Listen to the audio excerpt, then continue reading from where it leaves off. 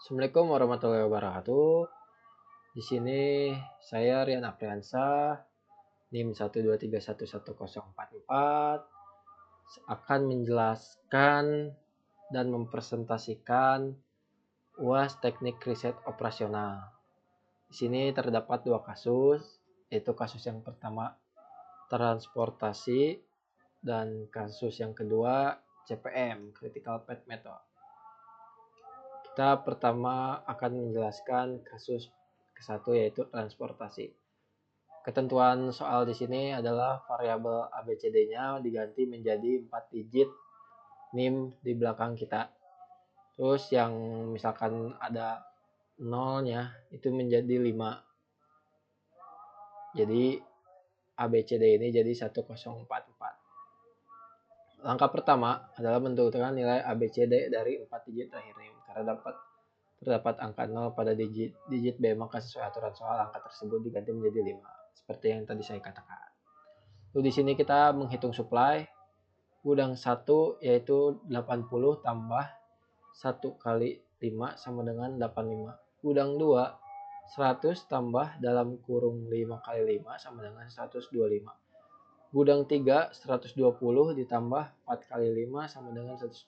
Total supply-nya jadi 85 ditambah 125 ditambah 140 sama dengan 350.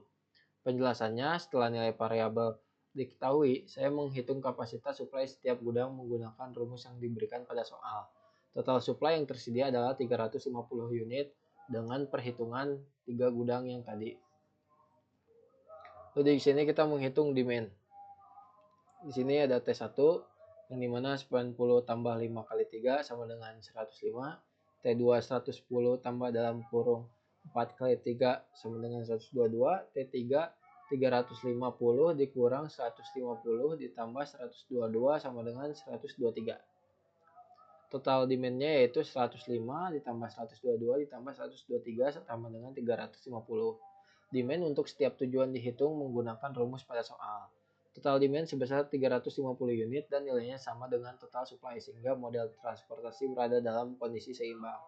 Lalu di sini ada tabel biaya transportasinya dari G1 ke T1 yaitu 7. Terus dari G1 ke T2 13, dari G1 ke T3 14. Lalu dari G2 ke T1 12, G2 ke T2 9, G2 ke T3 13, lalu dari G3 ke T1 12, dari G3 T2 ke T2 10, dari G3 ke T3 5. Biaya transportasi diperoleh dengan mengganti nilai A, B, C, dan D ke dalam tabel biaya yang tersedia.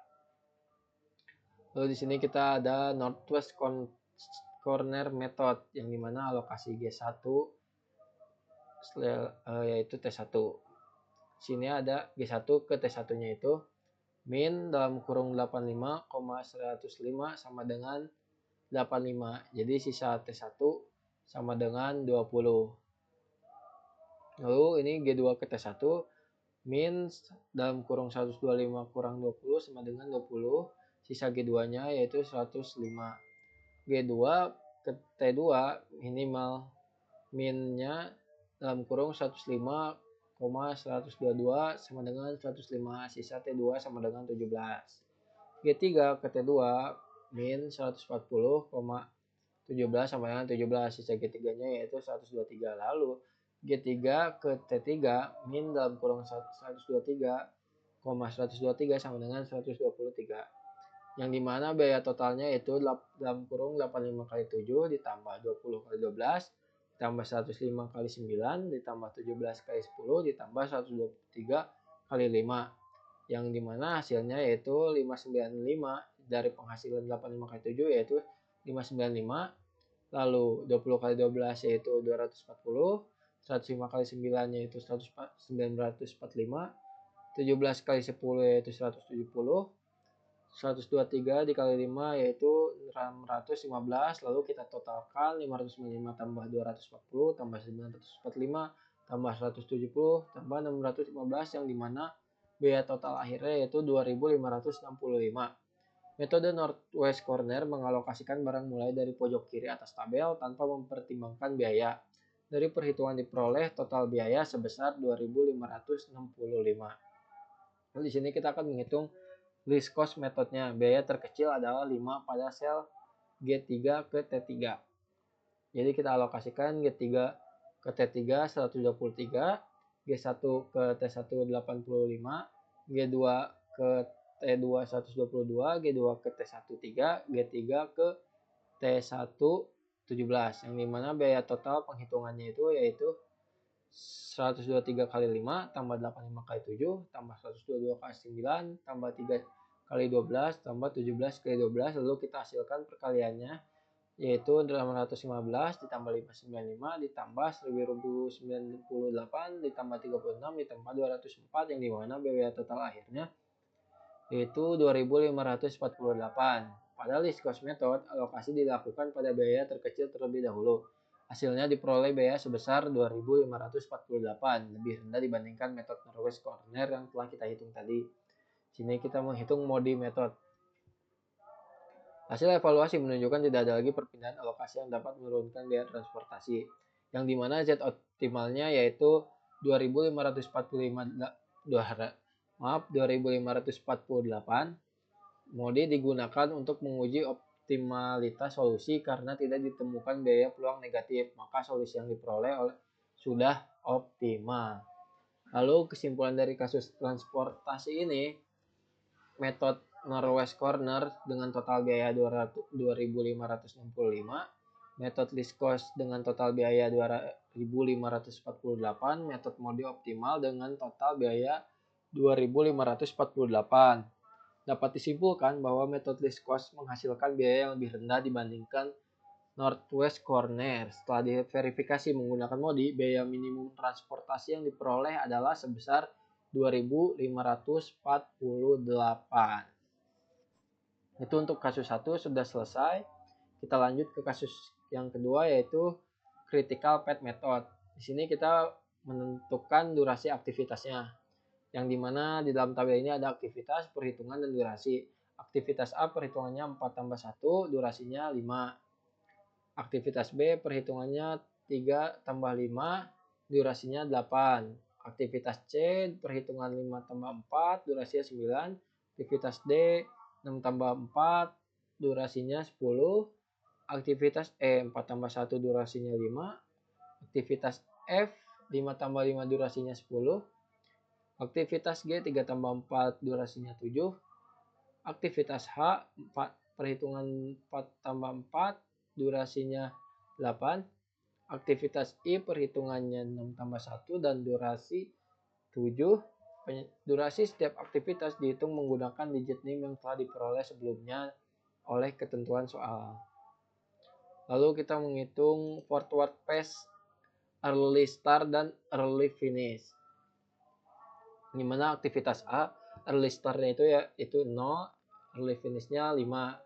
Aktivitas B early startnya 0, early finishnya 8. Aktivitas C early startnya 5, early finishnya 14. Aktivitas D early startnya 5, early finishnya 15. Aktivitas E early startnya 8, early finishnya 13. Aktivitas F early startnya 8, early finishnya 18. Aktivitas G early startnya 15, early finishnya 22. Lalu aktivitas H early startnya 18, early finishnya 26.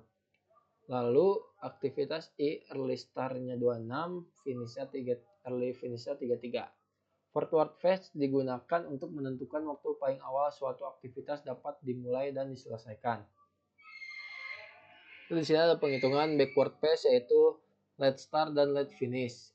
Aktivitas A late startnya 4, late finishnya 9. Aktivitas B late startnya 0, late finishnya 8. Aktivitas C late startnya 10, late finishnya 19.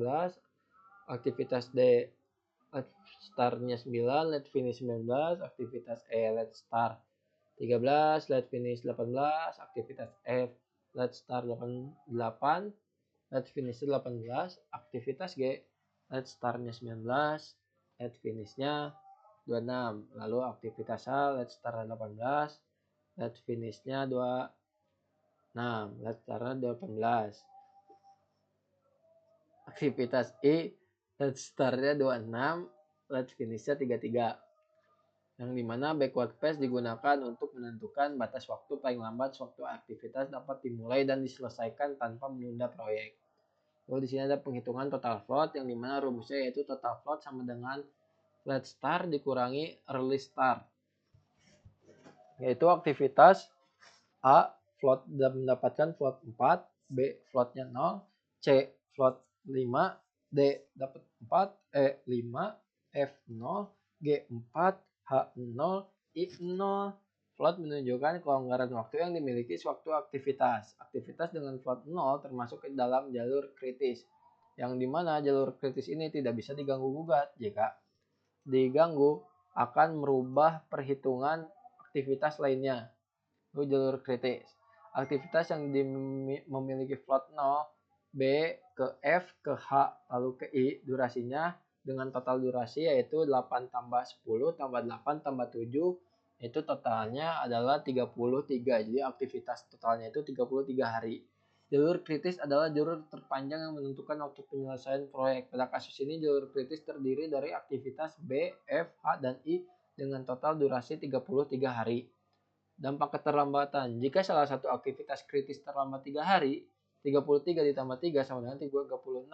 Karena aktivitas pada jalur kritis tidak memiliki float, maka keterlambatan 3 hari pada salah satu aktivitas kritis akan langsung menyebabkan proyek terlambat 3 hari sehingga total durasi proyek menjadi 36 hari. Lalu di sini ada kesimpulan akhirnya. Berdasarkan hasil perhitungan, pada kasus transportasi diperoleh biaya minimum sebesar 2.548 menggunakan least cost method yang telah terbukti optimal melalui MODI. Sedangkan pada kasus CPM diperoleh jalur kritis B, F, H, dan I dengan total durasi proyek 33 hari. Oleh karena itu, metode transportasi dan CPM dapat digunakan untuk membantu pengambilan keputusan agar distribusi dan pelaksanaan proyek berjalan dengan lebih efisien. Baik, segitu saja dari saya untuk penjelasan UAS mata kuliah Teknik Riset Operasional dengan 2 kasus yang tadi. Bila ada kesalahan atau kekurangan, mohon maaf. Wassalamualaikum warahmatullahi wabarakatuh.